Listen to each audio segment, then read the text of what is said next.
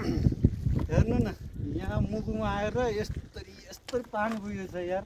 मैले लाइफमा फर्स्टचोटि यार के हो यस्तो निउँदा हेर्नु न मेरो ग्याल्टिन कस्तो खतरा तारले नाममा लगाएको। ल म गएँ।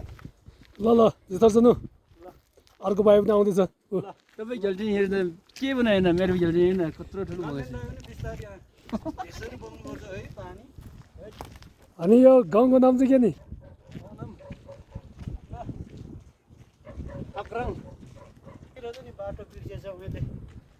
बाटो बिर्सिएछ कि कस्तो यो तुम्लेट हेर्नु न तुम्लेट कस्तो रलङ रलङ हुन्छ तुम्लेट पनि।